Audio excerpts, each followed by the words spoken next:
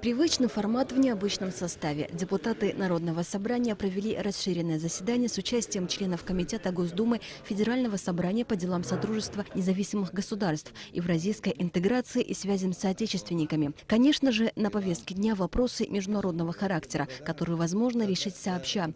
Первый вопрос по повестке коснулся сферы образования. Депутаты Народного собрания интересовались, возможно ли предоставить за счет средств финансовой помощи Российской Федерации Абхазии учебники русского языка, литературы, географии и комплектов карт по истории и географических карт для учащихся школ республики, а также методических пособий для преподавателей. Депутат Астамур Логу отметил, что данным вопросом занимались коллеги прошлого созыва, однако воплотить его не удалось по объективным причинам. Заявку подавали в Россотрудничество. Заместитель председателя Комитета по делам СНГ Константин Затулин порекомендовал представить расчеты в межправительственную комиссию. Здравоохранение и социальной сферы касались следующие вопросы повестки. Абхазские парламентарии интересовались у своих российских коллег возможностью реализации программы «Материнский капитал в Абхазии». Законодательство позволяет этот вопрос решить положительно, без дополнительных каких-то других конкретных решений.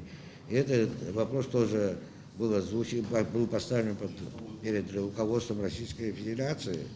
И мы тоже при встречах не раз мы это озвучивали.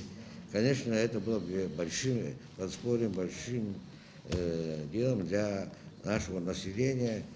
Вместе с тем, как отмечалось на встрече, нашей стране данная программа не подходит. Об этом говорили и депутаты Народного собрания. Следующий вопрос был связан с возможностью упрощения процедуры получения гражданства России гражданам Абхазии, на что глава российской делегации ответил. Пока речь идет о проведении совместного совещания Государственной Думы с администрацией президента. Опять же, кто-то против, кто-то за.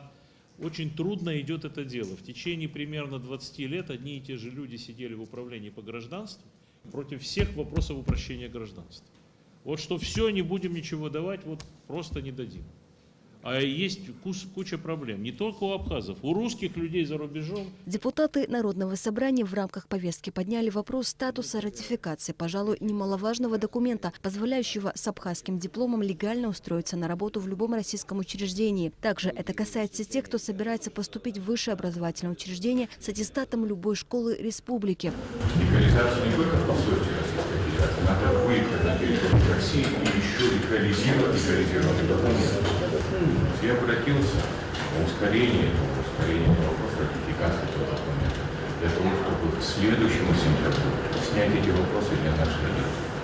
И эти детки, и наши граждане, чтобы они все силы заложили для того, чтобы они провели наши законы. По информации Затулина, данный проект еще не передан на ратификацию в Госдуму. Как только правительство или президент вносят международный документ, мы тут же запускаем процедуру ратификации. Это соглашение в данном случае правительством пока не внесено. То есть мяч здесь на стороне нашего правительства. Мы поинтересуемся, сделаем запрос соответствующий, почему они с этим тянут. Могут быть разные причины. В части обороны и безопасности народные избранники предложили обсудить вопрос облегченного пересечения российско-абхазской границы. Многочасовые очереди, длительные проверки и масса разрешительных документов для въезда или выезда на автомобиле. По мнению депутатов парламента, все эти меры искусственно усложняют ситуацию, на что Затулин ответил, что данные меры имеют свою особенность. Россия пережила очень большие трудности в результате происшедшей войны в Чечне, внутренний терроризм, к которому добавились международные спонсоры и так далее, и так далее. И здесь вот эта вот чрезмерная, может быть, перестраховка, она объясняется этими обстоятельствами. Безусловно, я хочу на это обратить внимание, вряд ли это может быть достигнуто, например, в условиях внутриполитической нестабильности в Абхазии. А она случается, мы это прекрасно знаем. И наша власть никак не хочет, чтобы споры нестабильности проникли не только там наркотики или оружие, но и споры нестабильности каким-то образом проникали. Константин Затулин заметил, что вопрос упрощенного пересечения границы должен решаться на более высоком уровне. Со своей же стороны он предложил парламентариям отразить свои рекомендации в докладе, который станет своего рода дорожной картой для решения данного вопроса. Участники расширенного заседания обсудили вопросы содействия российских коллег в укреплении международных связей республики, в том числе по расширению круга официально признавших Абхазию государств и создании условий для вступления в международные организации и объединения. Также обсудили вопрос предоставления возможности участия в международных парламентских мероприятиях, проводимых Госдумой.